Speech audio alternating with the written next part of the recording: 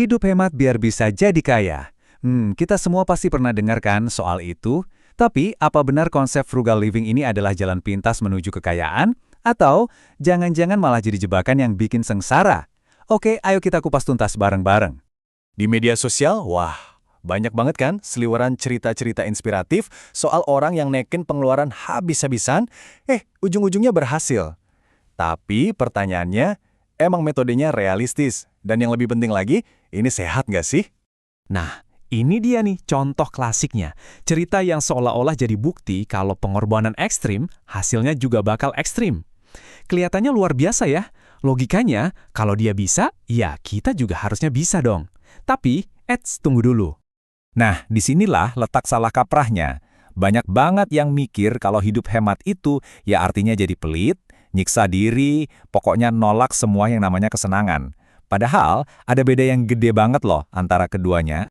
Oke, jadi ini poin utamanya. Frugal living itu bukan cuma soal irit-iritan duit. Ini tuh sebuah strategi, gaya hidup yang sadar di mana kita sengaja mengalihkan sumber daya kita, dan ini bukan cuma uang loh ya, tapi juga waktu dan energi dari hal-hal yang kurang penting ke sesuatu yang benar punya nilai buat masa depan kita. Coba deh, analogi ini keren banget buat ngegambarin poinnya. Kita bakal bilang binaragawan itu pelit nggak gara-gara makanannya cuma itu-itu aja? Ya enggak lah, kita tahu dia ngelakuin itu buat tujuan yang jauh lebih besar. Nah, frugal living juga gitu. Fokusnya itu bukan di kata murah, tapi di kata tujuan. Jadi, biar makin jelas nih ya, hemat itu alat. Alat yang kita pakai buat mempercepat kita sampai ke tujuan finansial kita. Nah, sementara pelit atau ekstrim itu saat kita ngorbanin segalanya, termasuk kesehatan dan kebahagiaan, tanpa arah yang jelas, cuma demi numpukin uang. Beda banget kan? Oke. Kalau gitu ada patokan angkanya nggak sih? Berapa persen dari penghasilan yang harus kita sisihkan biar bisa dibilang hemat? Apa ada satu rumus sakti yang berlaku buat semua orang? Nah, disinilah konsep hemat jadi menarik banget. Kenapa? Karena ternyata super relatif. Coba kita lihat tabel ini deh. Ada orang A gajinya 5 juta. Kalau dia belanja cuma 1 juta, kita semua pasti setuju kan? Wah, irit banget. Tapi sekarang lihat orang B. Gajinya 150 juta.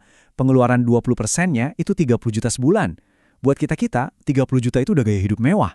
Tapi secara persentase, dia itu sama hematnya loh sama orang A. Gila kan? Ini langsung mengubah cara kita mandang kata hemat. Artinya, frugal living yang sesungguhnya itu bukan soal berapa nominal rupiahnya, tapi soal seberapa disiplin kita sama tujuan kita sendiri. Nanti kalau pendapatanmu naik, ya wajar aja kalau gaya hidup ikut naik sedikit.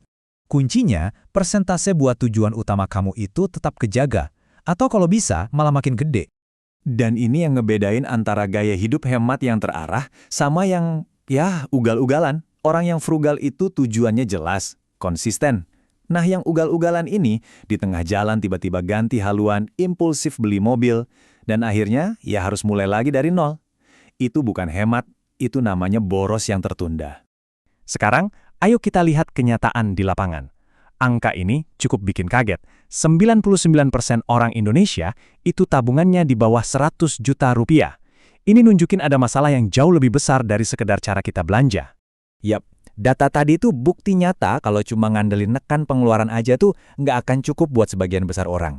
Game changer yang sebenarnya, kunci buat bener-bener bangun kekayaan, itu adalah ningkatin earning power alias kekuatan penghasilan kita. Jadi, strateginya itu harus jalan bareng. Kunci buat jadi kaya itu ya terus nambahin sumber-sumber pendapatan baru, terus kunci buat mempertahankan dan numbuhin kekayaan itu adalah dengan ngelolanya pakai cara yang frugal dan sehat. Dua-duanya harus jalan bareng, nggak bisa cuma salah satu. Dan ini ngebawa kita balik lagi ke risiko hidup hemat yang kelewat ekstrim. Coba pikirin deh, apa gunanya punya rumah hasil makan mie instan 3 tahun kalau setelah itu lambung rusak dan tagihan rumah sakitnya malah jauh lebih mahal dari yang berhasil kamu tabung? Nggak masuk akal kan? Ingat teman-teman, tujuan akhir kita itu adalah kehidupan yang seimbang dan bermakna.